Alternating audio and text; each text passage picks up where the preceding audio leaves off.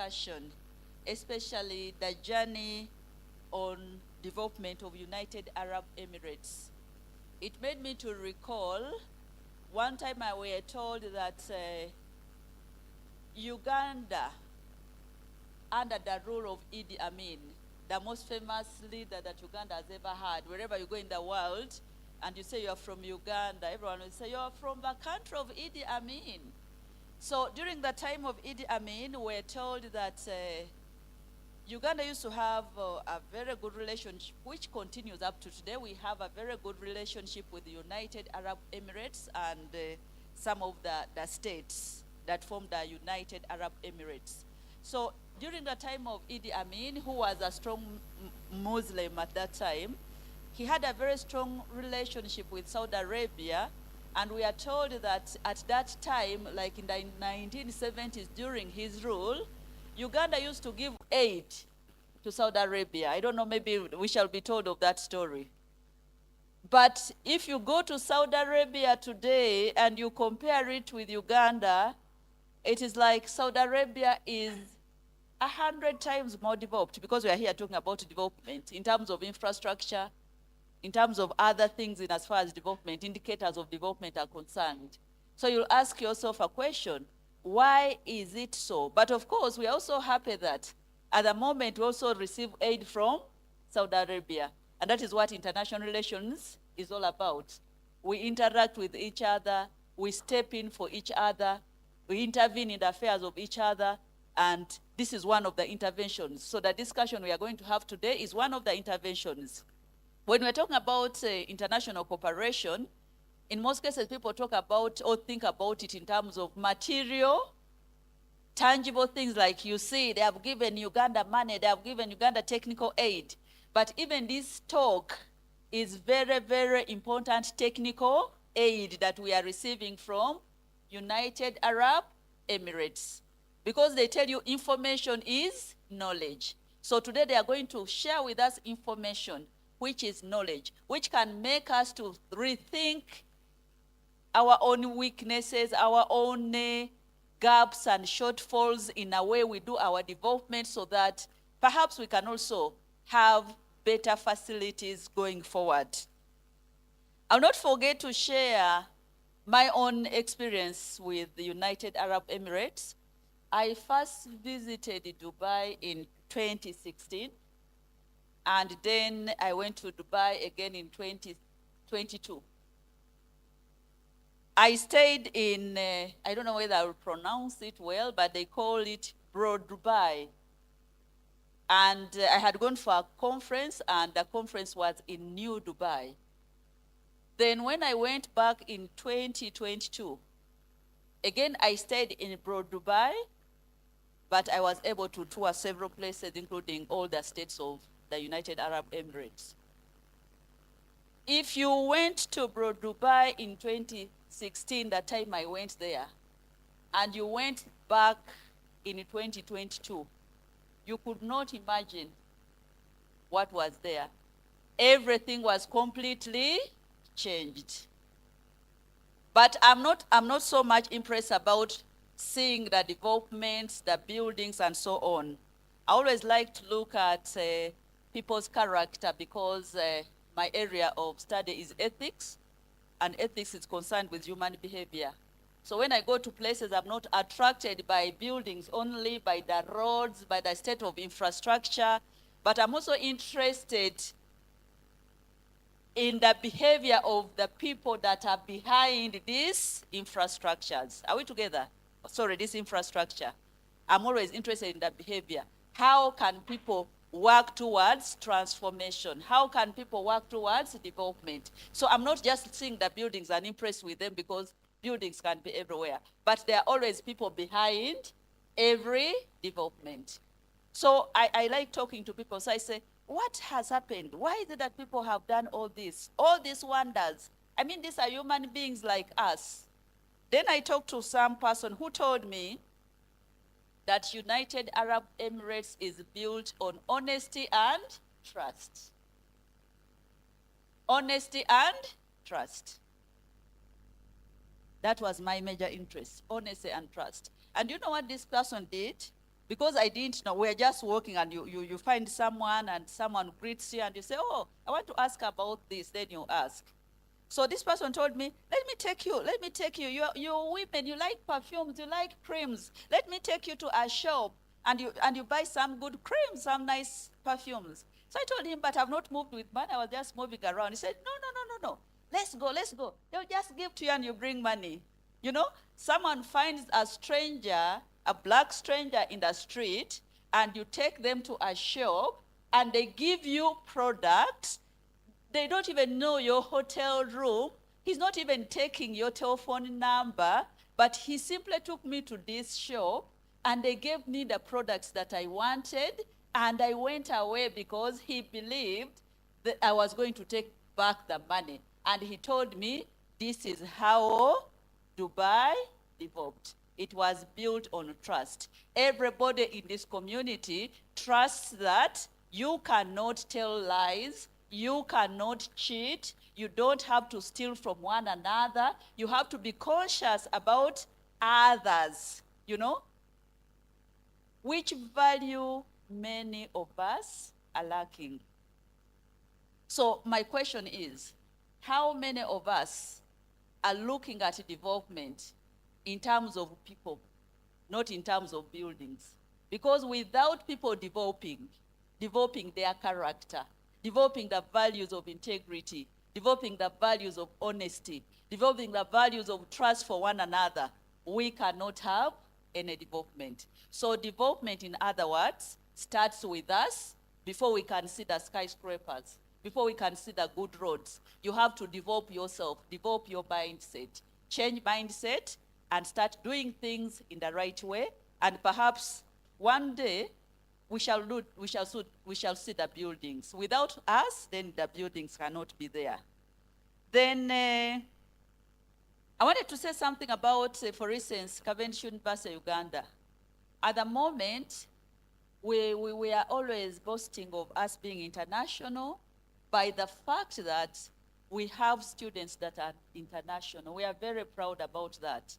Our students are from 47 nationalities according to the statistics that we have this year. So you are all welcome to Cavendish University, Uganda. And I'm sure you chose Cavendish University, Uganda because you've heard something good about it. You've heard something good about Uganda.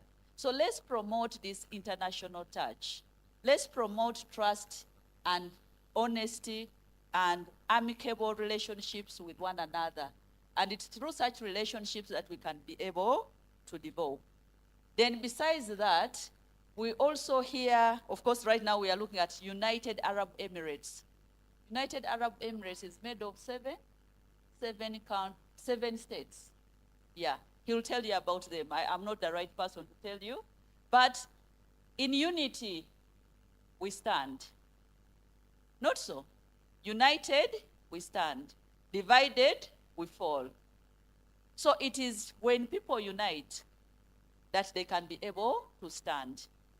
And I'm sure that is the essence of international relationship. We can stand together as East Africans, stand together as Africans, stand together as the people who belong to the same globe. After all, we all depend on one another. We are all benefiting from each other in one way or another. So with those few remarks, I would once again like to thank Mr. Nasib, our main guest, and Mr. John Gute for coming to share with us insights about development. Thank you so much. You're most welcome to Cavendish University.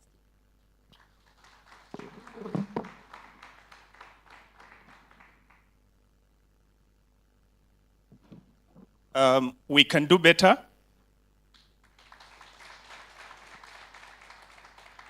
Thank you. Once more, my name is Maganda Evans Tabingwa. The emphasis about these talks, I think, has been highlighted by Dr. Wabule, and I don't want to make a repetition in the interest of time. But being conscious that this program we are launching today is within the domain of Tanya Innovations Africa, in collaborations with universities, and having a case study of a distinguished guest. I'll just want to make some few highlights. One is that the program we are launching called Inter-University Practitioners Lecture Series is a program we are bringing on board to have, when we talk about practitioners, we are talking about people who are already working in the field. And we realize that there is a big gap that usually exists in students who go through the entire system of the university. They have had very good theoretical foundations, but sometimes they are not in touch with the reality of what is happening either in their countries or around the globe. So the practitioner series will be lectures which are not the traditional lectures, but that will be of other professionals who will frequently be coming. And these professionals will not be limited only to Uganda. And I'm happy that we are starting with this case with such an established, distinguished person of the caliber of Mr. Atiq Nasib. Mr. Atiq Nasib, thank you. Okay? So, but I'm also happy that being that I'm a lecturer in Cavendish University, I'm happy that this launch is being done in this very prestigious institution of higher learning. So, students, you need to clap for the university. I want, in particular, also to thank Mr. John Brittle. John Brittle is the managing partner of Site B. Okay, you can clap for him. And I'll tell you why. Because among the companies that are running on board to sponsor these inter-institutional lectures, his companies is part of the companies that are making that sponsorship. So that's why you need to clap for him much more better. So he will be a partner along this line as we make these lectures frequently coming to you. And as I've told you, we shall have some lecturers who will come from abroad, beyond borders, but we shall also have practitioners that will come from within the country. Okay? I want in a special way also to thank our Deputy Vice Chancellor. Our Deputy Vice Chancellor, Professor Olutayo, I think who is about 2 weeks, I don't know whether it's 2 weeks yet, about a month, yeah? He's a new, some of the new students, I know, you just know that there's a Deputy Vice Chancellor. He's new in this office, but we want to congratulate him, and we also want to thank him for the reception that Cavendish University has been able, in a short time that we have been able to interact, to be able to, first of all, make this lecture become a reality. When Mr. Atiku requested that he wants to do this lecture, the university has been able to come on board, and we've been able to organize this at a very fast pace. But also I want to thank Mr. David Mtabanura, who is our executive director, that is not here. He has been very instrumental in making sure that we coordinate and make this event possible, okay? Dr. Olive Sabiti, who is now in Ethiopia, also has sent in regards. We hope that this will add another level of knowledge to our students, members of staff, to make sure that we can create the change we want. The rest of the story about Dubai and its development, I'm sure Mr. Atiq Nasib will be able to dive into detail. But like Dr. Wabule said, I also visited United Arab Emirates, Dubai, last year in October.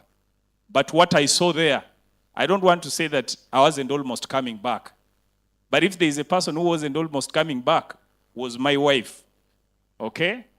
But I told her that, my friend, you are married to your husband in Uganda, so you will not decide to stay back in Dubai. But that shows you the development we are talking about. Yesterday, we saw a group of 84 members from entire school boarding an airplane to go to Dubai and benchmark. So there's a lot of interest with that Emirates, and I think we can learn a lot. We just need to be conscious for the students that development is not about how much noise we are making. We have to be very deliberate where we are going, okay? So I'll wish our online team to apologize that we started late, but we wish to make sure that this type of lectures will be open to the public, will be open to our students, and we can try to shape the mindset of our students to global spheres, okay? And also try to limit the current behavior of the TikTok. I'm not saying TikTok is bad, but the way we are using some of this social media is becoming extremely worrying. But I also know if you don't have content that you can be able to borrow a leaf from, then you are most likely to be to get that other side. So I'll request students who are here, you get to the Tanya Innovations platform, subscribe, because these type of lectures are there. There are other versions of programs that we're also bringing on, especially for sharing of research, where lecturers shall be coming and they talk about the type of research they're involved in.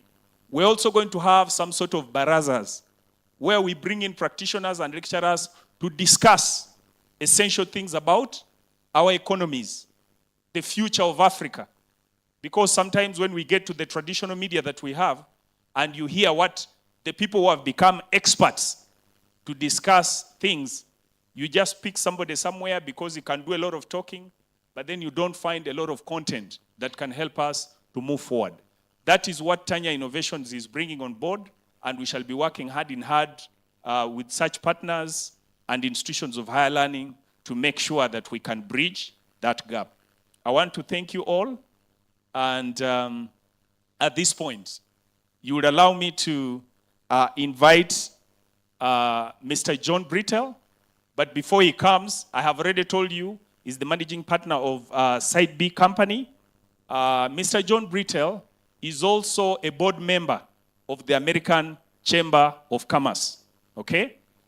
He has supported this university in other areas, but again, we are working together on this journey of these practitioners' lecture series in other universities. They have so far committed to support the whole year program as we make evaluations and how these programs evolve. Mr. Brittle, come and make your comments briefly.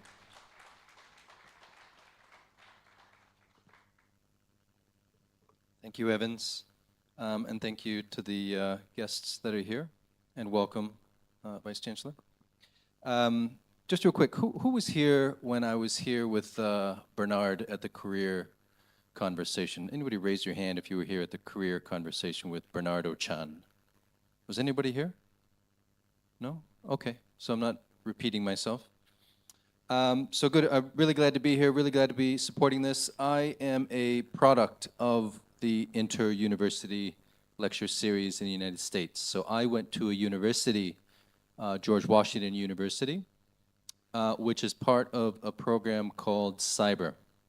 And Cyber actually is a US government Department of Education act where the government said it's really important for universities to work with each other and speak to each other and share information with each other to expand the real practices that are happening in the real world, not just within the States, but within other countries.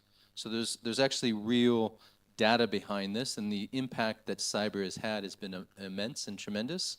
I ended up going to Vietnam from the United States to go work on the stock exchange, to go there and look at it from the perspective of business while I was studying at university.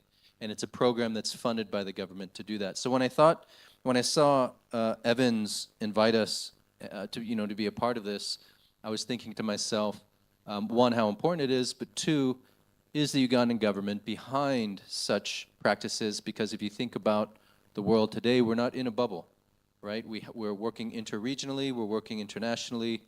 How are you guys learning and seeing these things from other universities here?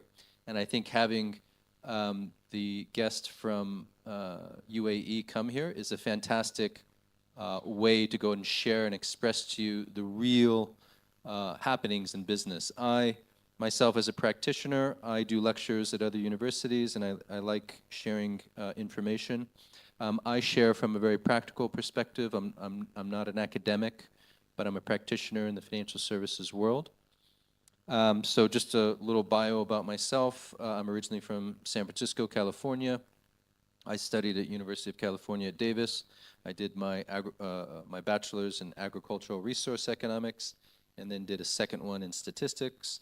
I worked for 10 years in the development world, and then went back and did my master's in finance, and then did a second master's in international affairs, which is in policy, African policy. So when I think about the work that I've been involved with from the university perspective, I've been to these lecture series before in the States, and they're really informative and encouraging, allows you to network, and I think they're really fantastic. So that's a little bit about me. The company Side B, just a brief one-liner. We are early stage technology. Our focus is innovation and technology. We're an asset manager. We provide advisory locally, and we invest in early stage ideas on the market in Africa in general. So thank you so much for welcoming me and having me here, Evans. I'm going to go ahead and turn the mic back over to you. But maybe before I do, just a quick note and something to think about in addition to cyber. We know that there is right now an inter-university conversation happening amongst the Education Collaborative, which is ultimately financed by MasterCard Foundation, but Ashesi University in Ghana, Accra, Ghana, is one of the leaders on it. And they're going around to different universities, and it might be an interesting way to link into that. I think it would be really interesting. So thank you very much, and I'm going to hand the mic over to you for you to welcome the guests. But I really encourage you guys to take part in these things and learn from them, and they're a fantastic experience. So thank you very much, Evans. Thank you very much, Mr. Brittle. Very brief and to the point. At this very time, allow me to invite our our Deputy Vice Chancellor, to come and give his brief remarks. Prof.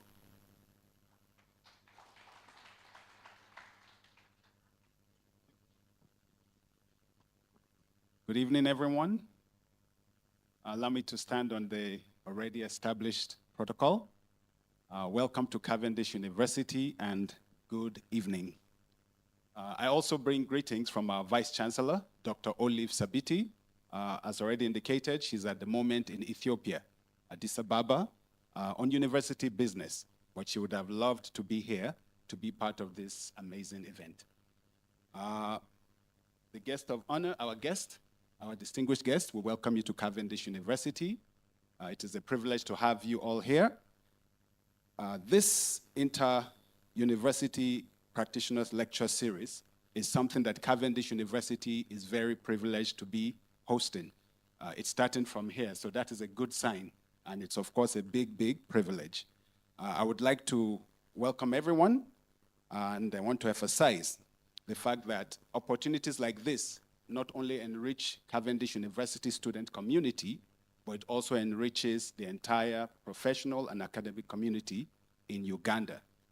It's a privilege to have been able to interact with our guests informally. I had the privilege of meeting Mr. Atiq Nasib, and I find him to be a very distinguished individual. Mr. Atiq has basically risen to the highest levels in government and in trade and internationally. But at the same time, he's a very down-to-earth person. And I see that his passion is to transfer knowledge and to build people, the common men and women in society. So it's a privilege to have you here, a big privilege. Of course, as well, I've had the privilege to interact with Mr. John Brittle, and as he has articulated, an amazing gentleman, distinguished in his ways. And so thank you again for being here today. Without talking too much, I just want to emphasize the fact that these types of inaugural lectures and this partnership with Tanya Innovation, and of course distinguished speakers that come in to talk, is what Cavendish is all about. Cavendish, our mission is quite simple. As Cavendish University, we pride ourselves in the emphasis of transformation of students, transforming them through emphasis on employment, entrepreneurship, and ethical leadership. And series of lectures like this, of course, are very foundational to making sure that becomes a reality for our students. So I want to challenge you, everyone listening, to kindly pay as much attention as possible, the same way I am going to get as much as you can from our distinguished guests, a wealth of experience that will always enrich you. Now, one of the discussions I had the privilege of having with Mr. Nasib is that he emphasized the idea of learning from United Arab Emirates, which we'll do today, that progression, that journey that made a nation that is hardly known to one that is not, you cannot avoid it, you have to speak about it. And this emphasis is that you can basically see what they've done, but you don't have to necessarily replicate it, don't photocopy. Uganda is not UAE. But what you can do is that you apply the knowledge you've acquired there into your own very own context and own it in your own unique way. And so I challenge you today, we don't want to become Dubai, because Dubai is Dubai, it's unique. But Uganda, East Africa, Africa, uniquely we can learn, take ideas, concepts, approaches. Dr. Wabule emphasized the emphasis on ethics and morality. And I think that is very powerful. That's something that we can actually learn as well, especially on our continent. And so as we listen to our distinguished guests today, I request you to open your mind, your intellect, and like a sponge, absorb as much as you can from the distinguished Mr. Nasib. And of course, hopefully it will make you a better individual, a student, practitioner, or in whatever capacity you operate. In those few words, allow me to thank you for being here at Cavendish University, and it's always a privilege to have you here. Thank you very much, and welcome again, our distinguished guests. Thank you. Thank you very much, our Deputy Vice Chancellor. You can clap for him more. Okay. Okay. Now we're getting closer to the purpose of this event. But one other speaker who is going to be, whom we are going to play his video live is His Excellency Zake Chibedi. Why are we going to play this video? Number one, meeting Mr. Nasib was through His Excellency Zake Chibedi, who is our ambassador to United Arab Emirates. Okay? So it's very important. He had also comments. Number one, launching this program. But number two, just being able to make comments to the institution and the organization. So I would ask the media team to briefly play. Now, one of the apologies is that he was supposed to be here physically. Unfortunately, he has traveled to United Kingdom to participate in one of the African Business Summit. So please receive his apologies. But when he was on plane, he decided to make a recording of his presentation. So just listen carefully because he makes his remarks, then we shall invite Mr. Nasib to make his presentation. Thank you. Atiq Nasib is my name, Ambassador of Uganda to the United Arab Emirates, and also the permanent representative of Uganda to the International Renewable Energy Agency. I start by thanking the organizers for inviting me to this event and also for allowing Mr. Atiq Nasib to present as a senior.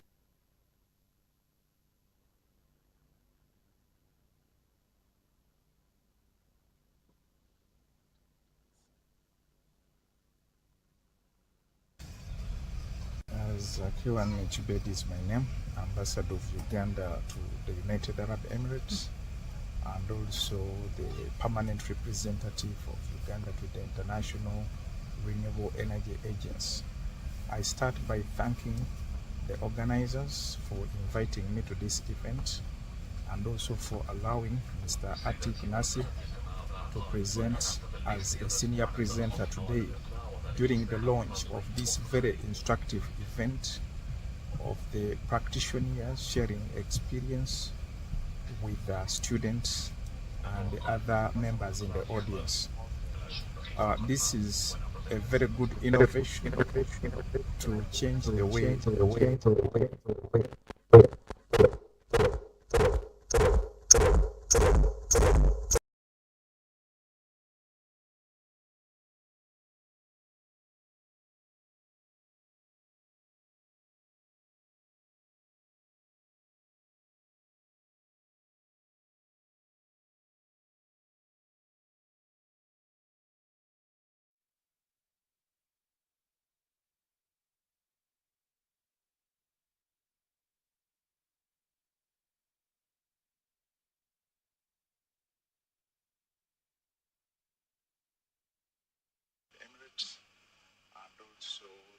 permanent representative of Uganda with the International Renewable Energy Agency. I start by thanking organizers for inviting me to this event and also for allowing Mr. Atiq Nasib to present as a senior presenter today during the launch of this very instructive event of the practitioners sharing experience with the students and the other members in the audience. This is a very good innovation to change the way we share knowledge and experience with the students. A very good innovation to change the way we share knowledge and experience with the students. Learning is a lifetime enterprise, and the best teacher is one who shares or educates from his own experience. That's why you see in countries like Finland that have gotten the high education standards or competitive education standards world over, teachers must have experience in the field of their subject for at least 3 years. So it's unfortunate that I'm unable to attend personally or physically, but I'm with you spiritually and morally. I wish you a very great event, and I would like to conclude by thanking the organizers once again, the Vice Chancellor and the Cavendish University for this kind of innovation and change in the way we transmit information and knowledge to students. Thank you so much.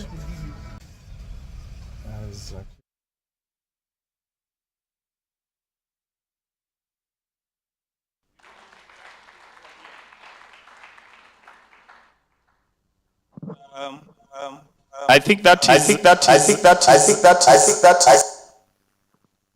it's a demonstration of love for Cavendish. It's a demonstration for love for young people, but it's also demonstrate the treasure that he's put into who Mr. Nasib Atiq is. Because you can imagine with all those baggage that he's handling to coordinate, he has had to take special time to still make a comment about Mr. Atiq Nasib and also thank our institution. So we indebtedly thank him for that. Now, at this point, we're going to listen to Mr. Atiq Nasib. As I have told you that his format of presentation is to bring out the story because he has literally been able to live through, okay, some of these things. Mr. Atiq Nasib is a consultant, and he doesn't like all these other titles. However, just to make sure that we draw insights, it will be important to know the type of person, the experiences that he has been able to go through. As some of you may have received, but I know you might not have read, so I'll read at this point. Mr. Atiq Juma Faraj Nasib is a former senior vice president of commercial services, Dubai Chamber of Commerce and Industry. Mr. Nasib is a former board member of the Emirates International Accreditation Center in Dubai. He's also a former representative of the International Chamber of Commerce in the Middle East. Mr. Nasib was a profound team player in the Mohammed bin Rashid Al Maktoum Business Award and winners of Dubai Government Excellence Award 2007. So that is just a perspective to understand the type of person that is going to talk to us in relation to the experiences, in relation to what he has learned, also in relation to what he has unlearned. So let's take this opportunity to put our hands together and invite Mr. Atiq Nasib to take us through his presentation. Thank you. The media person, I hope you have, there's a video he had wanted to play. I think you let us know where. Whether you needs now, before. Yes. The play now. Okay, please. The video for, okay. The video. Okay. Okay.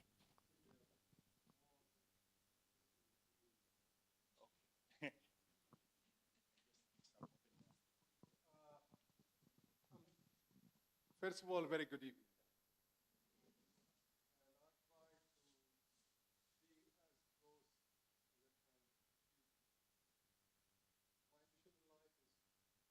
Very close to people and has messages.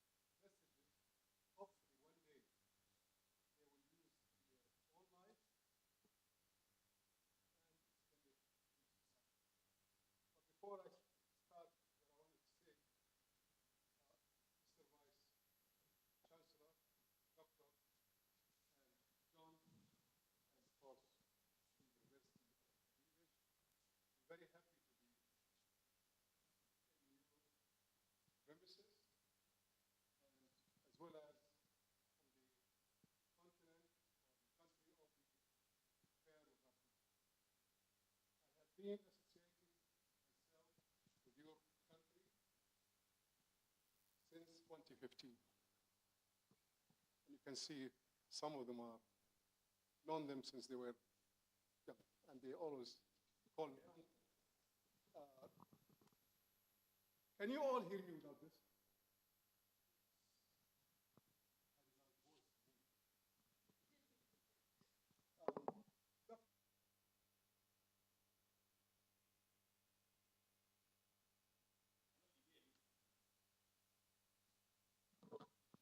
Bring them over. Doctor, you made some remarks about Dubai and also about international relations. Actually, when I decided to come here and put my thoughts of what am I going to speak to you about, this subject wasn't in mind. So I just have to recap what you said and gather some thoughts to link it with you. So I'm going to touch that area because also that is my specialty. I graduated in political science. And I'm also a former school teacher. I started my life journey in 1975. That tells you how young I am. So we're going to talk about the international relation. And we will talk about the evolvement of development of the United Arab Emirates and Dubai. Lots of you hear and seen Dubai videos, Dubai pictures, but they don't know what went behind all of this. But I'll be touching on that one. More important, that I'll try as much as I can to talk a little bit of human development. That's very important that you need to learn it today. And I have, Chancellor, with your permission, of course. You can say no if you want. They won't like it, but you can say no. I decided, after today's event, the best student from the audience who can present half a page summary of takeaway thoughts to the administration. And they will evaluate, and the winner will get $100 from me.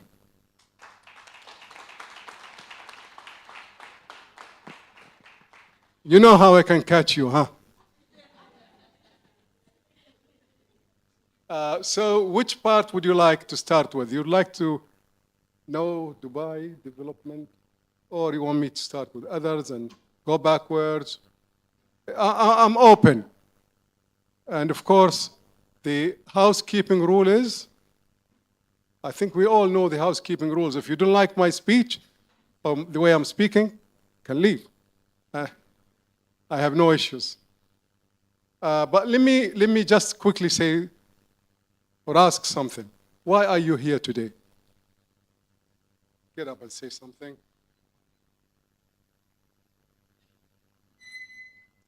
Assalamu alaikum wa rahmatullahi wa barakatuh. I'm by the names of Asminia Aman. I study from Islamic University, Uganda, Kaboja, Females Campus. I'm here today to get something from this platform and to learn how to develop myself and other things around me. Yeah. You managed. Now let me just pick a boy here. Hello. Why are you here? In 3 words. 3 words. It is only one word.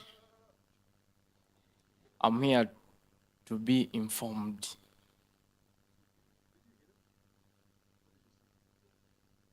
Be informed. To be informed. That's nice. Nice. To be informed. I'm here to be informed. Yes, but I will always elaborate on things that you guys say, because that's important for my interactions. And then I'll go to Dubai. I need to warm up with you. He's here to gather information only. But gathering information comes from different sources in life. You don't need to be here to gather information. You could have Googled the event, Googled my name. But true, information is the key in developing any strategy, any way of life, whether it's personal, whether it's academic. Statistics, I think you talked about statistics. And information are the key for everybody to decide what's next. Countries use it. People use it. So that's true. You're right. In any event, let me share with you one important thing, or a few important things that I'm trying to pass through you. Both of them have said, we are Ugandans. We should be Ugandans. We should be proud of ourselves. But before we think we should, I want to refer to what I heard here, and it's true. If we want to develop anything, where do we start?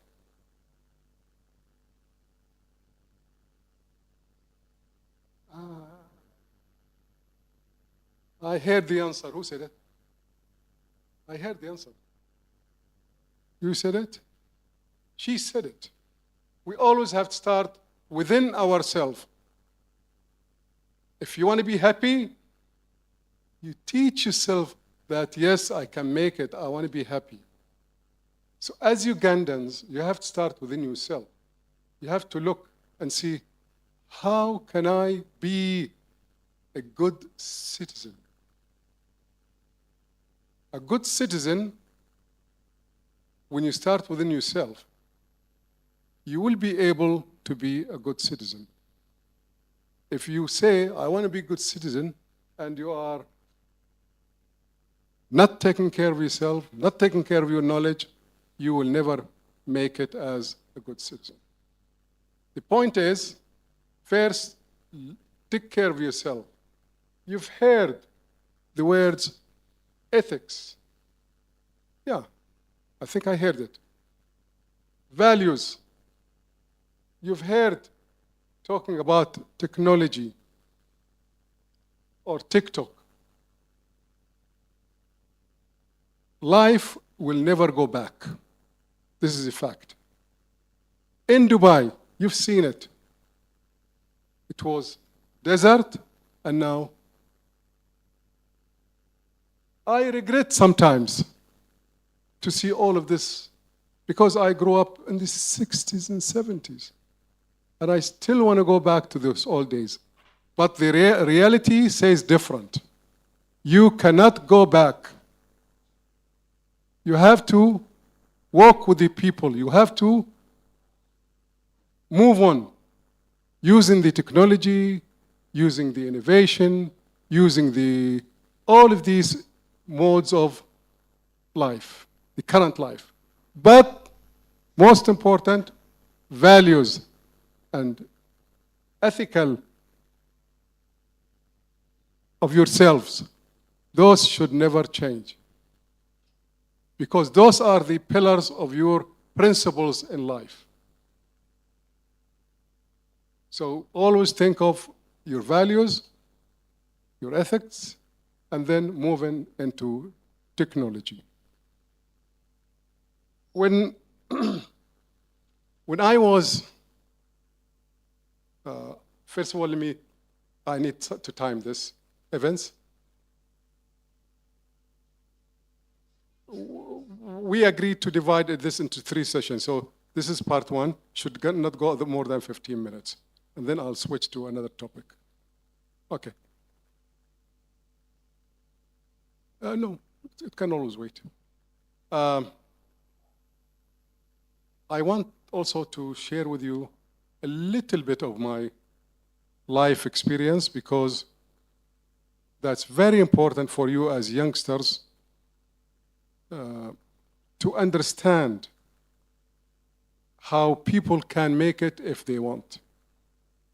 I was born from a parent that a mother doesn't know how to read or write, illiterate. A father who was a laborer. You know what a laborer, huh? You know what a laborer is? You're the one who read the nice prayers and you don't know laborers? Yes, you do. A poor family. I mean poor. But these great parents have raised 10 kids, and those kids, because of the support of the father and the mother, have made it through life. I became the way I came, in position, and I've done 34 years working in international commerce. By the way, the Chamber of Commerce is a private, not a government. But I'm proud that I work for that great organization. I've seen the world. I met presidents, vice presidents, ministers, prime ministers for 34 years. Carried lots of knowledge and wealth that today is my pleasure to pass it to you. Thank you. This small, poor family has 2 pilots. You know what pilots are. So, see, a mother who doesn't read and write can make her or encourage her children to go to school, carries them to school, and then she had 2 pilots. She had a great daughter who was one of the famous writers in Dubai. The rest of the family carries on, but they all had good positions as well. Why I'm bringing this is no matter how poor you think or you cannot make it in life, you still can. You still can. Let me give you a small example of what I mean by you still can. It was about 22 years ago. When was 9/11? How many years was that? 9/11? 24 years? Okay. At that time, Dubai used to send us young officers to go overseas and talk about investment and bring in investment home. So we're supposed to go and make promotion for the city, expose the city, and bring some companies to come to the country. That was 25, 26 years ago. Now Dubai doesn't need that. Now the brand name Dubai sells itself. Anyways, I went with the delegation for the first time in my life. My management decided that I represent the chamber with, among other entities like the Free Zones, Trade Mission, and many other companies. And we went to India. And I had no clue of what is it to be in a trade mission. So we were told, despite the 9/11 and some issues of security, you still go to India as Arabs. They decided to go to India, and I was one of them. They decided not to wear Arabic dress. They said, oh, we are Arabs, we're Muslims, we have to go like that. Despite there were some threats, there might be some disturbance for them. We went to Delhi, I believe, and after agreeing that we all wear Arabic dress, I found myself, I'm the only one who was wearing Arabic dress. That wasn't my advantage, because when we landed in the nighttime, all the media attention came to who? Not to them. But the most important thing that I would like to share with you here, and I need to put it as self-confidence. I was speaker number 4 to speak from the podium to the audience. And I never had any speech. It was a written speech for me, and I never delivered speech.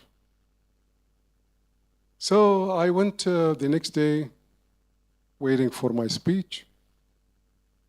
There were some, I think the Free Zone people presented their speech. They're more experienced, and they're also directors. I was only a middle management. Then the second man from another entity spoke. Then a third person from another entity spoke. Now I was sitting, waiting for my turn, and I was shivering. What am I going to say? I never spoke, I never saw people in my life. But believe me, and this is what I'd like to pass it to you. I saw the first one speaking, saw the second one speaking, and I'm still shivering. Delhi was cold at that time. And I was sitting and looking at the papers, and I was, oh my God, it's my time next. What am I going to do? It was a very simple thing that I've done. I told myself, and this is where we go back, you start with yourself. I told myself, if he and he and he did it, who are they and why shouldn't I do it? Who are they and why shouldn't I do it? And I even didn't look at the paper because I had the thoughts in my mind. I delivered, honestly, the best speech among all. My booth afterwards was the busiest. And since then, I knew that the fear is the most dangerous thing to ourselves and could distract us from getting further in life. And since then, I became a public speaker, by the way. That's why I told him, look at the time, because I can speak forever. So fear, put it aside. Confidence is what you need. Now, I will come back to this subject again, and I am open also for Q&As about motivation, whatever you want. People say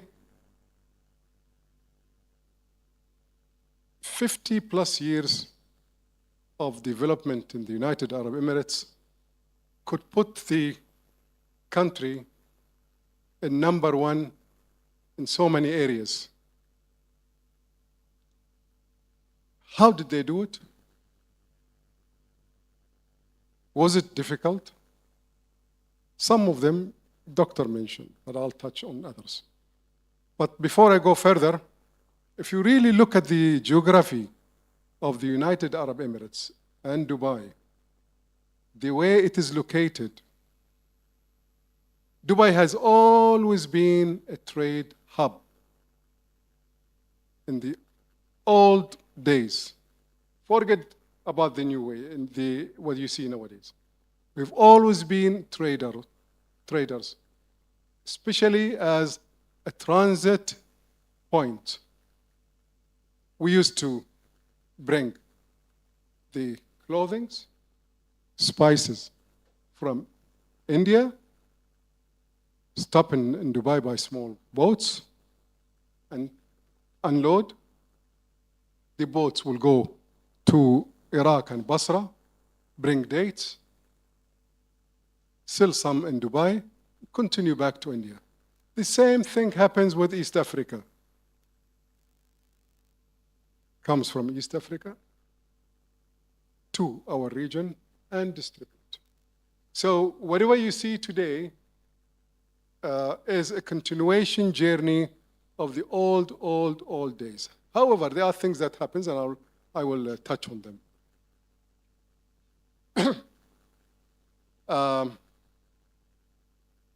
But happiness in the 60s and late 50s, there were people with vision. People with vision. Any clue what is vision is? Anybody knows what a vision is? I have lots of candy to give. What?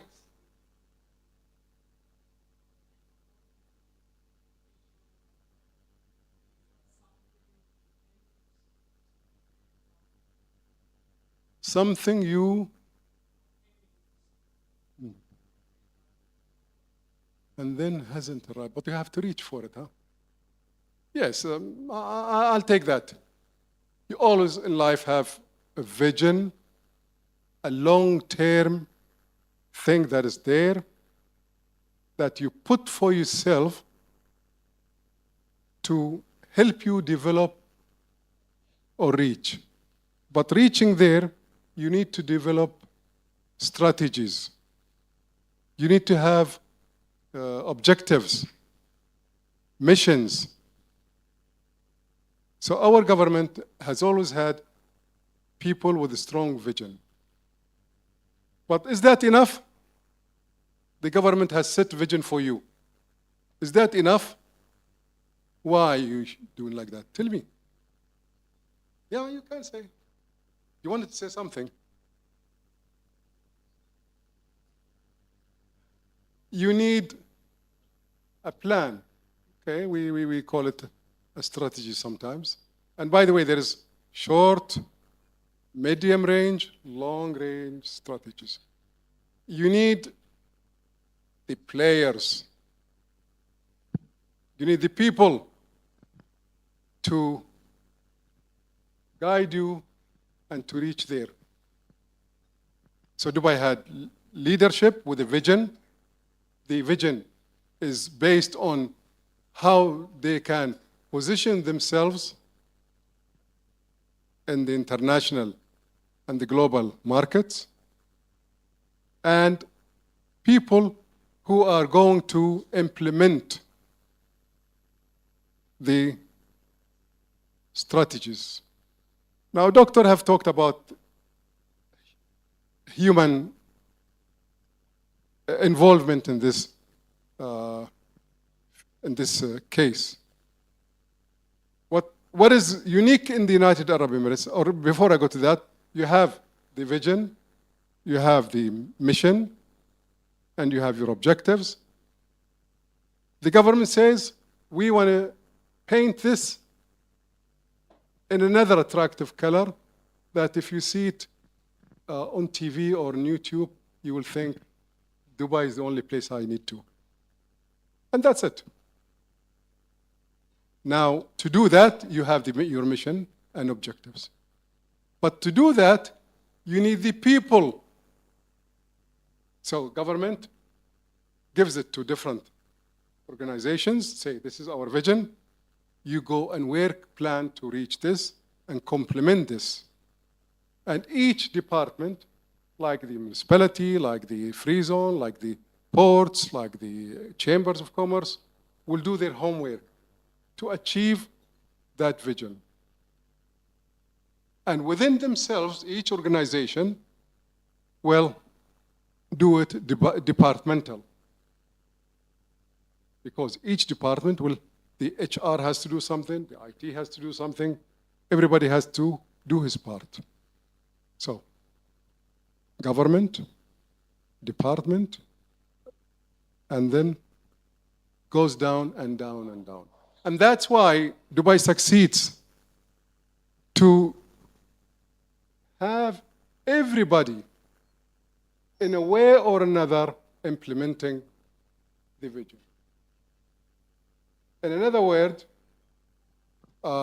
many people, you find them always committed to, and you mentioned it, Doctor, committed to show their strong commitment to serve the vision.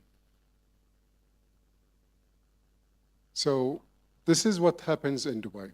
Anyways, the government put the vision and tells the department, type. Yeah, we have, we divided 3 sections. Yeah. And now, what happened in Dubai before this development, the leadership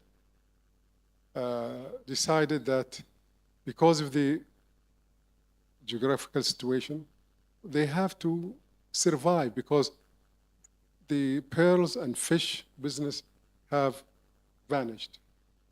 So what they did, the first thing to all this development that you see now, they looked at the,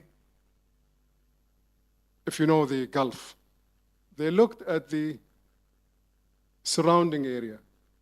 And they found out Persia, Iran, was the most place where international trade and big ships are going from India, from Europe.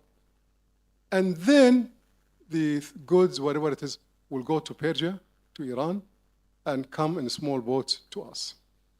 So the leadership, the father of His Highness Sheikh Mohammed, Sheikh Rashid, the late Sheikh Rashid, decided to build a port. Because our port was only good for small wooden boats. People thought has nothing here.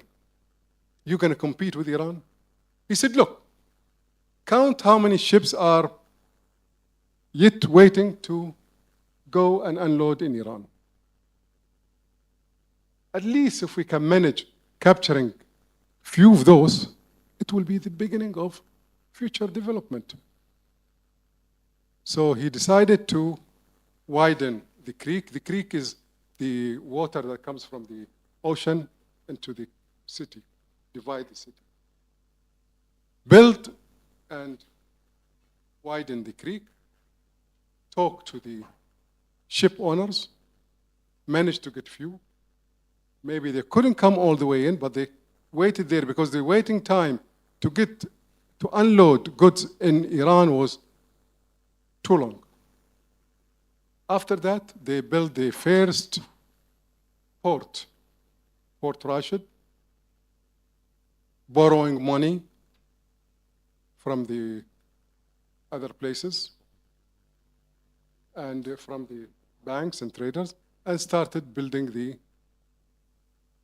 Slowly, people thought Dubai is made this port with less bureaucracy, with less charges, with less time. So ships started to come to Dubai. And business started to move from that place. Of course, Iran maintained it, and still does, to come to Dubai. After that, the development came to build another port. Then they looked at the airport.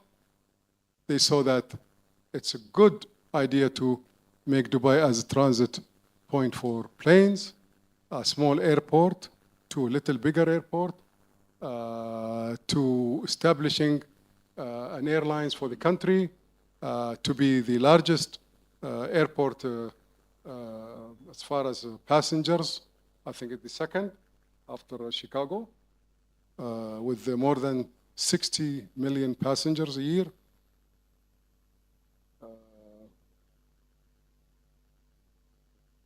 Then they were very important. I think or I think even talked about benchmarking. I was lucky to be part of those days, because those days, 25 years ago or so, we were sent to learn from two countries in the world which are developed more than us. Can we think of those two countries? Sometimes we call them competitors, but they're not. Hong Kong and Singapore. Yes, and a little bit from Malaysia. No. Oh, the USA is good in other areas. If you want to talk about it, I'll talk about it. But anyways, we were sent to learn. And we brought knowledge. The knowledge we brought, we shared it together. And we built on that. We did not copy. Some areas we did copy. But nowadays, we stopped, I think, benchmarking unless it is in the areas of innovation, something more than that. But as far as developing the city, the country, I think we. And after that, of course, the country started the way you see it. You wake up in the morning, you see a new building. You wake up in the morning, you see a new initiative. Always the news are there. Countries, and this is what the UAE is doing, beside what she mentioned, the honest, the trust, and this, it's very important that you have a system of law. And nobody's above the law.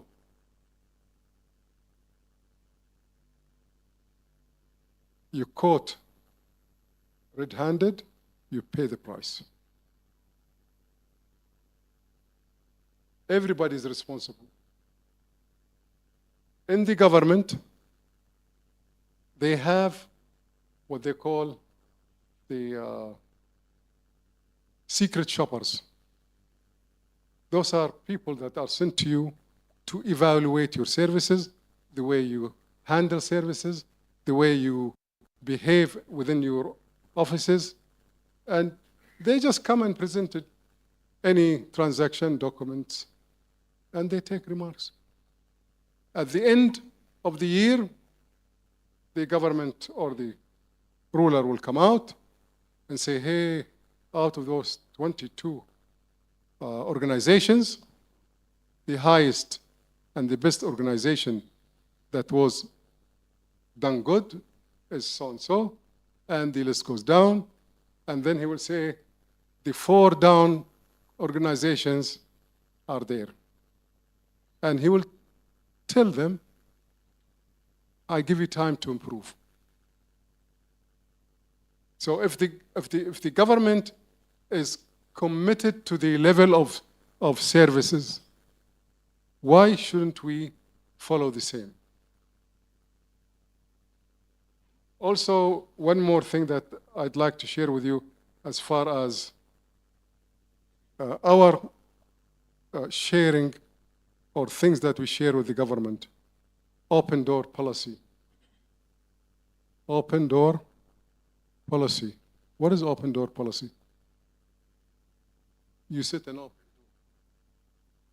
No, open door policy, that means as an officer, you have no right to tell the customers, no, come and see me after lunch.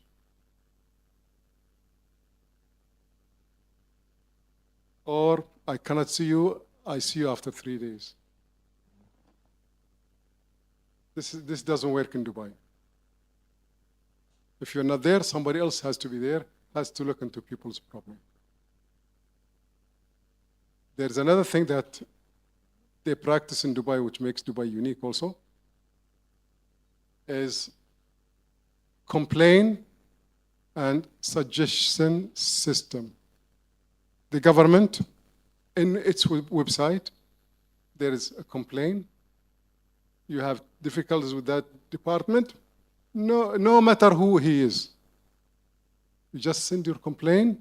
The government, of course, will investigate and see how dangerous or how bad it affected that individual. You have a suggestion to give to the government, you do it through that. So every officer knows if I treat him or treat her bad, or I say, you want your document to be passed?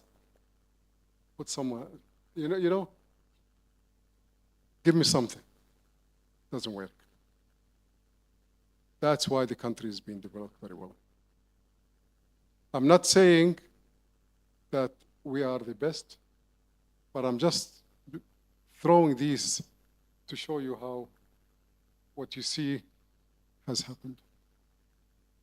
In that journey that you will see it, there is a short video that will summarize all of this. It's only 4 minutes, but it will give you the whole insight. You will see later that we all dipped and contributed to the development of the country. Why? Because we know it is our country, and nobody else will come from outside, from elsewhere, and develop your country. You have to develop your country and yourself according to your resources. Sometimes people say, we don't have the money, we don't have the time, we don't have the sources to do so. Simple. Think of another idea that is within your capabilities, and you will be able to develop yourselves.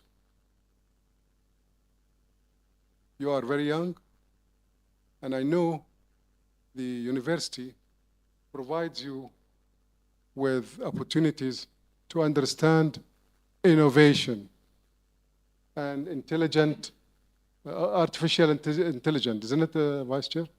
Yeah. So you are here to study the innovation, artificial intelligence. But believe me, if you don't think beyond coming to school, if you don't take ideas and dream of them, sleep with them, and see how you can develop them for your own and for your future, it won't work. Books, academy, it's okay. But your thinking beyond and far ahead is more important.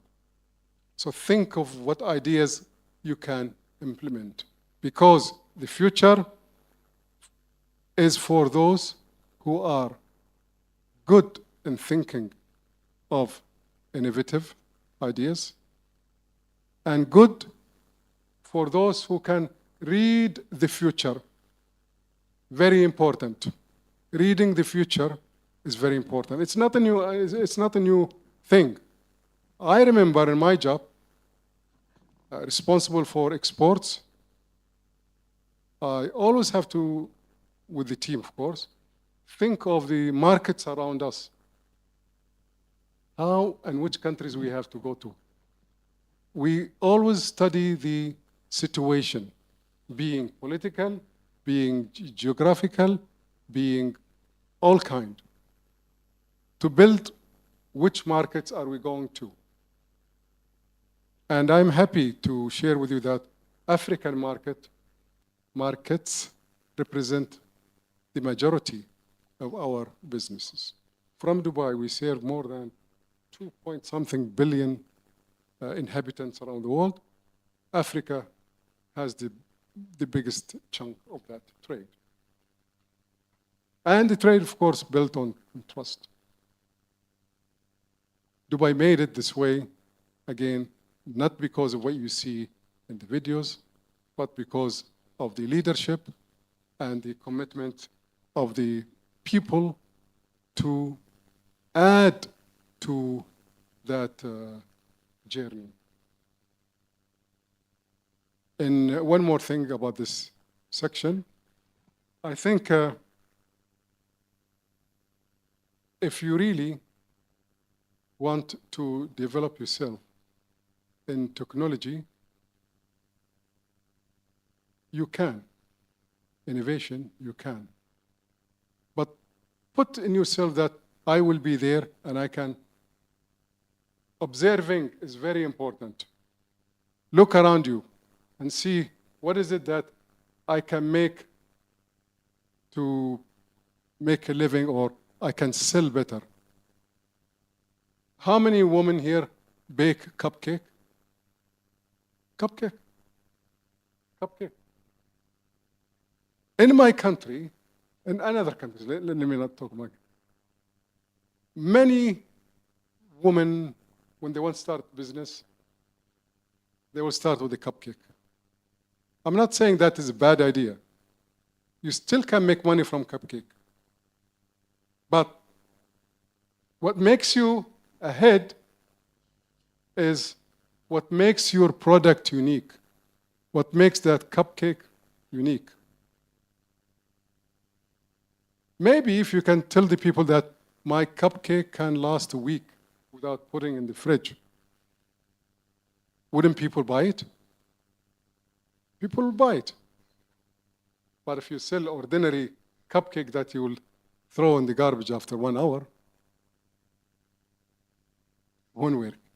Why? Because that person used their thoughts of innovation to add to that product.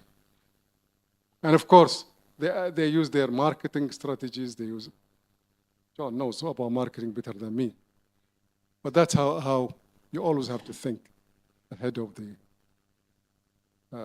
game. I think with the video, we will see more about Dubai. When I came here, I was under the impression that we will be talking about innovation. But she directed my thoughts because of her speech. So she made it easier for me not to touch technology and innovation. But I want to ask something. How could countries control the world? I think I need to move towards those people here. They are chit-chatting, you know, like my kids. How do countries control the world? Any clue? Are you raising your hand? Yeah.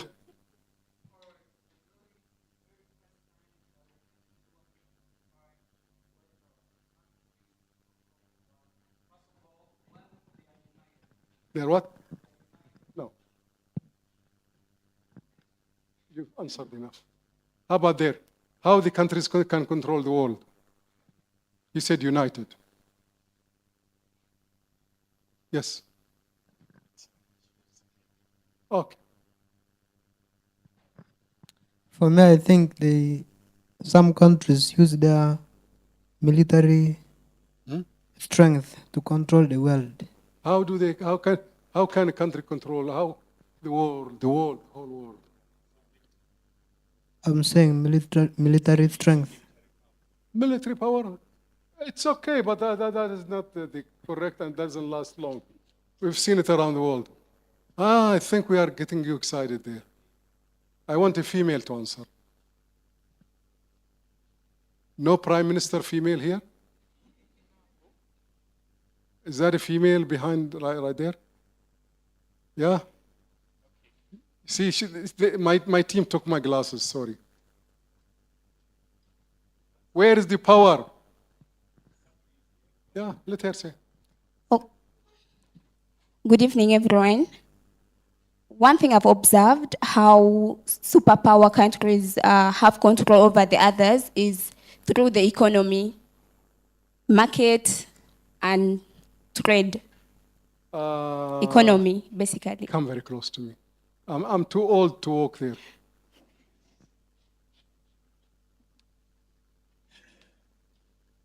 And she's wearing blue, my favorite color, huh?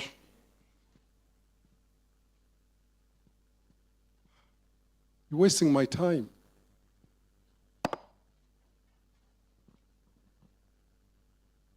Turn around. Are you studying economy? No, Do you watch BBC or CNN? sometimes. Say what you said again.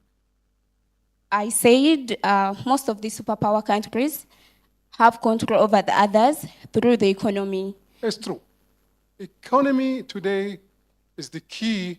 Yeah, you need to give her a hand. Why not? The key today is economy. And economy doesn't work only the way you think, the traditional way. Innovation, technology, artificial intelligence. What else? 20 years ago, who would have bought something from China? Would you? Would you? My old father, you tell him, oh, Baba, this TV from China. No. I want it made in England. But now, if you look at China, they're controlling the world economically. Can you think of an item around you now that doesn't have a component or made in China? So economy is the right word. And God bless you. What's your name? My name is Pamela. Salida. Pamela. Pamela. She answered me good. Now I will give you 10 minutes between yourselves to ask questions, and I will answer. The questions will have to be out of some areas, no politics, no religion, no denouncing and putting down your country. Okay? I'll take a few questions and I will answer them. You can ask me now, even if you wanted to know things about me, about my country. My country, I'm leaving it because the video will show you all. Not that I don't love my country. So who will control? I leave it. Why didn't we?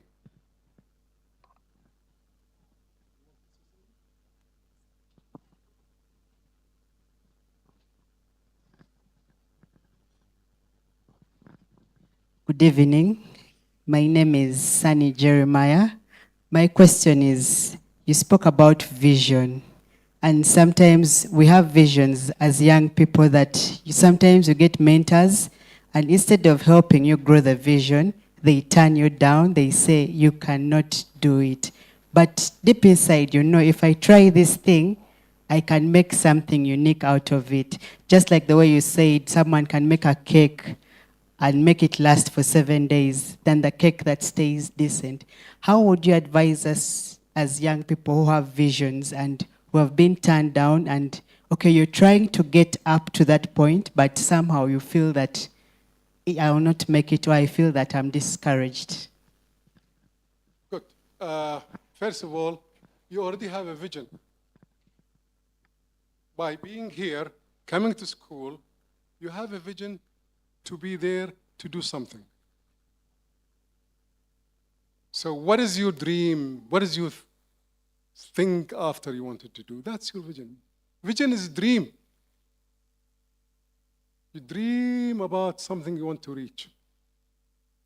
And of course, there is always those who are going to discourage you. But for all of you, there are always there those who are going to say negative things about you, about your dreams, about other things. My advice is live positive. Stay away from stress.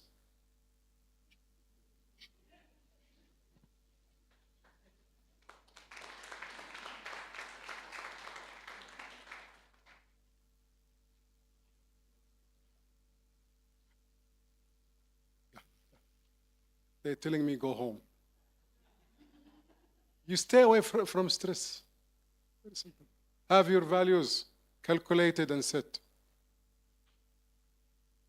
So you continue in your, but make sure that your vision is reachable. You can do it. You don't need to go to the bank and borrow money. You have $5, then sell matchsticks. In some countries, you know, if you buy $5 worth of matchsticks and you go to next to a bar or something for half a cent or 1 cent, you light for them. You can calculate the money. Who's next? Okay. First of all, good evening, everyone. Wait. They cannot turn their backs like that. Why don't you rush? My doctor told me when you want to move, then that's true. Don't do like that. Move your. Do you know in my job, there are times that I have to smile, even if I don't have to smile, if I don't want to smile. So he's going to do that. Very fast, please. Okay, good evening, everyone. I'm Ruben Waka. I'm so happy to be here in your lectures, but there's one thing amazes me from you. Setting goals. Dubai believe in the goal they set. Gold. The goal they set to achieve. So today, I've been here in Dubai, build a museum of 2050. How did they manage to build a museum, things which are going to be technology, which are going to be used in 2050? How did they manage to build it before we reach in 2050? You're talking about the Museum of the Future? Yeah, Museum of the Future of the 2050. And it's already there. Yeah, it's already there. How did they did it fast? Yeah, how did they manage it? I mentioned a while ago that the government tells you we want to do this and gives you time frame. And the faster you develop it, the better it is. what you're talking about, the government has a vision even up to 2040 and 2060. Today or tomorrow, unless there are new features of technology and innovation comes in life, the museum has to be also changed. They managed because of the people. The administration, the people whom they were behind that project were ready to do it. And they do it because they know they have to follow what the government or the rulers have always mentioned. We want Dubai to be #1. And if they wait, Dubai won't be #1, and that's very simple. Okay, but how sure are they that the technology they already put in a feature is a technology which all the world are going to use on that year? You know, part of that is reading the future, anticipating the future. And all what you see in that museum is anticipation of the future. But how come? They are people. People are the main assets of everything. She mentioned machines, money, others are component. But if you don't have the drivers, they won't make it. Okay, thank you. I think you guys are taking your time. We'll come back to you. Let's have you get on board. Good evening, everyone. I'm called Duan Kinumbe, the Vice Guild President at Cavendish University. Duan Kinumbe, the Vice Guild President at Cavendish University. I'm so pleased to have you here. It's a great opportunity. However, there is a key thing that I would like to learn from you: how to make ethical, not cupcake, ethical people. The reason why to make ethic as a basic thing that will govern people. The reason why Dubai has been what it is today, you've repeatedly said this, it's because of the people. And this has been the challenge in Africa and in all the generations that we are living in. People are losing ethics. How did the government or the management of Dubai manage to keep the spirit of people into the same vision that they had so that things can be positive? First of all, you don't need the government to set ethics for you and values for yourself. You naturally come with them from home. Being also, sometimes religion is part of it. Society is part of it. When you were growing at home, when you were young, with the boys, girls on the street, and you go out, have you tried to steal? No. So you have values. Government tells you, no, let me come back. There are values in the government of Dubai, yes. And for every organization, there is a set of values.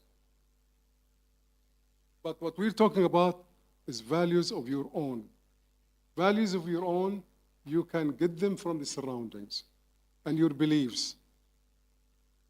Values are from society, religion, surroundings, and once you stick to them, you stick to them. So develop your own values. You have values. Everybody has values. But how to stick to them? If you are sticking to good values, of course you'll be a good citizen and contribute to your country. Thank you very much. Give him a hand. He managed. That corner is a little bit gone with the wind, huh? You don't want to say anything.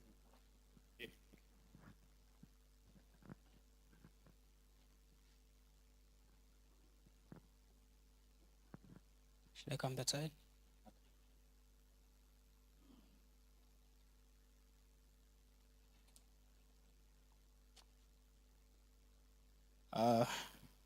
Hello, everyone.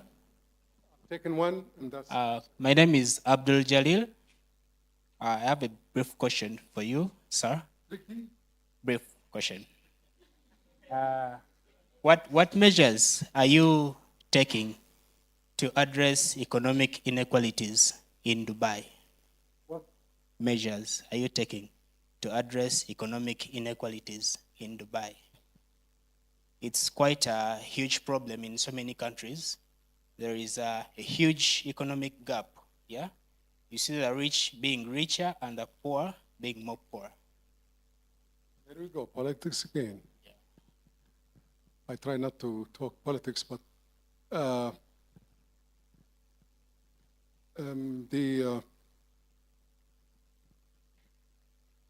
I need figures from here.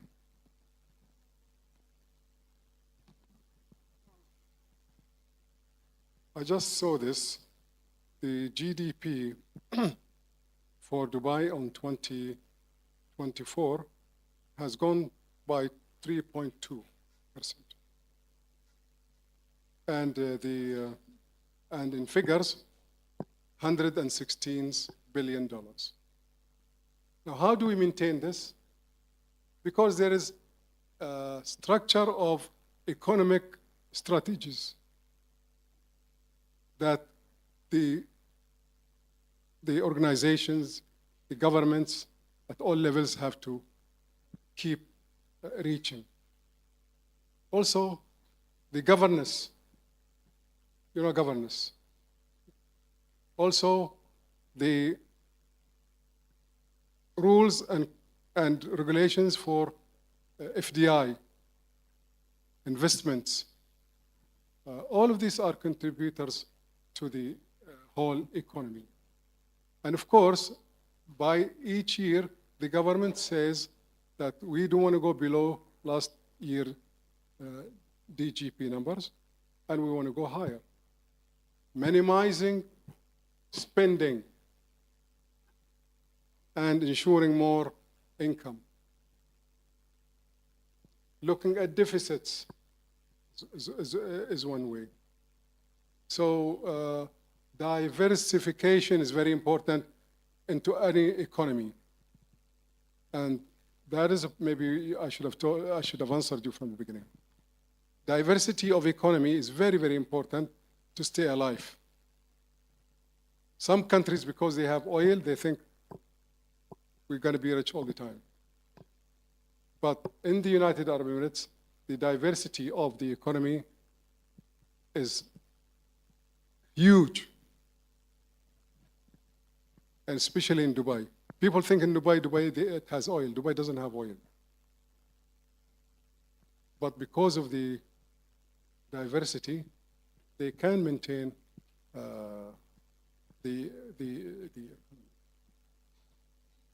but in any country you will see rich, middle class, poor. Otherwise it wouldn't be life if we were all rich. I'll take one more because I know you have classes. Am I scaring you all there? Huh? Give me a break. Say something. Fine. There is somebody here.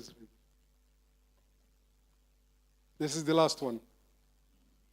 Because I know I am in school. Good evening, everyone. Good evening. Okay.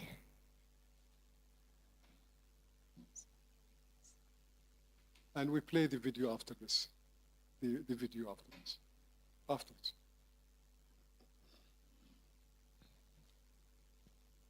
Good evening, everyone. My question to you is... My name is Wahida Faisal. My question to you is, I would like to know, you spoke about, when you were telling us about your history, you spoke about how you lived in the 1970s, and you highlighted that you would love to go back to that time. I want to know, Why would you want to go back to that time if you were telling us how developed Dubai is and how beautiful it is? What's the one thing that ties you back that you would love to go back to? Thank you. I didn't say I want to go back to the 70s because, or the 60s or the 50s, because at that time we didn't have ACs, we didn't have clean water, we don't have homes out of concrete. I said, I love to go then because I cannot cope with the technology. If my phone goes down or my laptop goes down, I have to call my daughters to fix it. And we have a saying that's been always quoted in my country, what our leader, founder of our country, he says, if you don't have a past, you won't be able to have future. Keep in mind, history is good, but history is not a thing that you always can say, oh, my grandfather was a king. You can say my father was a king, and I will be a good government officer serving my country, because your father or grandfather was a king then. But you cannot walk in the street and say, I am the so-and-so. So history is good to keep, but I cannot help it. I cannot ask you people to go back, because there is no way. Can anyone stop himself or his child or something from following the media or social media or technology? No. But you can always tell them what's right and wrong. What values do they need? I have enjoyed being with you. Very simple. You just Google my name, and you will know more. Put ATIQ, NASIB, and you will find more. And it'll be nice if you can Google today the following. Put my name, Atiq Nasib, and then follow it with the following. The man of the people. You will see my life story. Again, thank you for inviting me, and thank you for taking care of those people. And make sure, please, that they do take the knowledge and education that they ought to, because it's their right. I know they're paying for it, but it's their right. I wish you all the best in your new series. And I want to thank my friend, Ambassador, His Excellency Ambassador Zaki. And I hope one of these days we could see you again. You can clap, why not?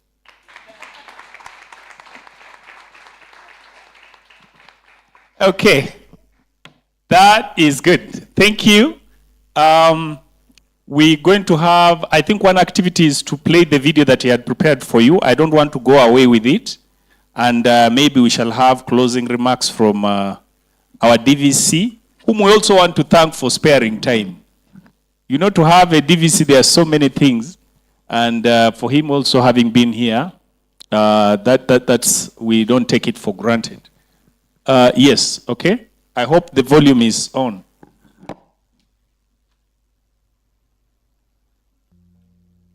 The pearl in the shell, Dubai's humble beginnings. Before the glass and steel, before the gold-plated cappuccinos, there was a simpler life.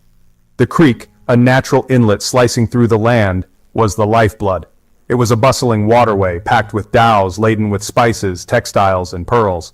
Dubai was a pearl diving hub. It was a hard life, diving deep into the warm waters of the Gulf. The divers risked their lives for the shimmering treasures hidden within oysters. Fishing, too, sustained the community. It was a way of life passed down through generations, a testament to their resilience against the harsh desert environment. The early Dubaians were survivors, traders, and storytellers. Life wasn't easy, but it was honest, it was real, and it laid the foundation for the metropolis that Dubai would become. Black Gold Rush Oil and the Rise of a Modern City, 1966. The year everything changed. Oil was discovered, black gold, a gusher of opportunity in the desert. Sheikh Rashid bin Saeed Al Maktoum, the ruler at the time, saw the potential. This wasn't just about wealth, it was about transformation. The oil revenue fueled Sheikh Rashid's ambitious plans. He invested heavily in infrastructure. Ports were expanded, airports were built, schools and hospitals were erected. Dubai, once a sleepy trading post, was waking up. The transformation was swift, it was dramatic, and it was just the beginning. Building on sand, reaching for the stars, Sheikh Mohammed's vision. Enter Sheikh Mohammed bin Rashid Al Maktoum. He took the reins in 1985, inheriting his father's ambition and then some. Sheikh Mohammed envisioned a Dubai that wasn't just a regional player, but a global one. His vision? To make Dubai the world's business, tourism, and logistics hub. And he wasn't afraid to think big, really big. He pushed for diversification, moving away from oil dependency. Tourism, trade, real estate, these were the new pillars of Dubai's economy, and rise it did. From the desert sands sprouted skyscrapers, artificial islands, and indoor ski slopes. Dubai became synonymous with ambition, luxury, and the seemingly impossible made real. It was a city that dared to dream and then built those dreams, brick by brick, into the sky. Section 4, a playground for the world. Dubai's transformation into a global hub. Today, Dubai is a spectacle. The Burj Khalifa, piercing the heavens, stands as a testament to human ingenuity. The Palm Jumeirah, an archipelago of luxury residences shaped like a palm tree, redefines opulence. Dubai is a city of superlatives. The tallest, the biggest, the most expensive. But it's more than just a playground for the rich and famous. It's a global business hub, attracting entrepreneurs and investors from every corner of the world. It's a melting pot of cultures where over 200 nationalities coexist and thrive. Dubai's success story is a testament to its leadership's vision, the spirit of its people, and its unwavering commitment to progress. It's a city that constantly pushes the boundaries of what's possible. Section 5, Dubai 2040 and beyond. A glimpse into the future. Dubai isn't slowing down. The Dubai 2040 Urban Master Plan is a testament to that. The plan aims to enhance the city's livability, sustainability, and economic opportunities. More green spaces, more business districts, and a focus on innovation and technology. Dubai is on a mission to become a global leader in sustainability, artificial intelligence, and space exploration. From the desert to a global metropolis, Dubai's story is nothing short of extraordinary. It's a city that embodies ambition, innovation, and the unwavering pursuit of progress. It's a city that never stops dreaming, building, and reinventing itself. And that's what makes Dubai so damn fascinating. It leaves you wondering, what will they think of next?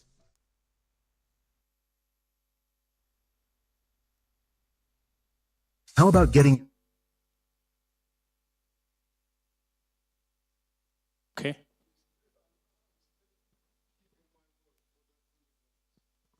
Oh, okay. I don't know how the mechanism, I think the DVC will make a mechanism. When is that supposed to be?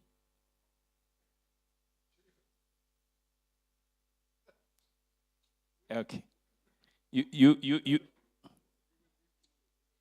Oh, okay. Okay. So the money will be here, but don't start us looking at me tomorrow as if I have picked the man and have kept quiet. We have the DVC, he will be the... Eh? Okay. Dr. Wabule will take charge. So, but we shall find a mechanism of... yeah, okay. Thank you. Thank you. So I hope that we've learned, we've had great insights. Mine would be to thank you for the attention that you have given this event. Whichever way, I think he has elaborated his story from experience. And I hope in all that, even if you have not been able to get the rest of the story, there are certain key things that you should be able to take as people who are growing up, okay? As they have said, this is Dubai. You have seen those very tall buildings, yeah? The question is, are they in your country? So if you're from South Sudan, I'll be expecting somebody who looks at that and says, okay, that is Dubai story, but I'm the one going to build one in South Sudan. If you're in Kampala, you should be saying, that tall one, it's now my time to build one like that, okay? Those are the insights we're talking about. So these days with knowledge, you even have to learn how to knowledge and motivate yourself. Otherwise, things don't come so easily. I want to thank, is Natasha here? Okay, Natasha from Department of Innovations and Employability. I think she's been very instrumental. I wanted to just make sure that I appreciate her. Dr. Wabule and the rest of the team, DVC, those who have been doing all these coordinations, we want to thank you. The students who have come, this school has very many students. In fact, I thought we would have the problem of having people in here. But that is also how heaven will be. It's always meant for some people. You understand what I mean? So when you see some people remaining behind, that's how things come. All these resources are always available. I hope you have registered your names. And we want to thank you for sparing time. But above all, we hope that you have learned one or two things. But above all, respecting the invitation. God bless you very much. Let me invite our DVC to make closing remarks. And we shall wish Mr. Nasib and the team that you came with, we thank you so much. We wish you a safe travel. And we want to thank the team that has been bringing you, especially the person who drives you well. Madam, thank you very much. Okay? Yes. Thank you very much, Mr. Evans. Kindly, a round of applause to Mr. Evans Maganda, the CEO of Tenure Innovations Africa. I know he might be your lecturer, but as he said, he's a CEO, and we thank you for bringing this innovation and starting it at Cavendish University, Uganda. Thank you very much. Thank you. And of course, to our main guest. Honestly, I don't know, but I am not the same person who came through the door. I have been changed by what I heard. So please, a round of applause to our main guest, please, Mr. Nasib. Thank you very, very much. You know, this type of information, people pay to actually hear it. You know, the sad thing is that we live in a world where people don't understand value. You know, they don't understand what is something that will enhance their life. And I'm sure if you truly have been listening, this will change your life. From the sand, a city rose, skyscrapers, and the emphasis on values. It is you as an individual who has to be that change, your values. So we thank you very much. Many, many things to take away, but because of time, I don't want to overtalk. Our guests, those who are here for the first time, it's a pleasure having you at Cavendish University. Thank you for being here. Thank you so much. And take our greetings and our love back to wherever you came from. And of course, to our students, I believe this journey continues. Thank you very much. Thank you. Thank you so much. We also want to thank our Madam Secretary who has been taking our notes. Wahib or Wahid? Wahida. You can stand up. She has done a very nice job. She's been the one taking the brief notes for the event. Thank you very much. Now, another announcement. As we finish this session, we are now going into another spiritual session. I've been told that those who want to pray after this, please, you can feel comfortable to still now talk to the Almighty. We have been talking as human beings. Now you can go supernatural. Thank you very much for your time. God bless you. Stay well. Thank you. Bye-bye.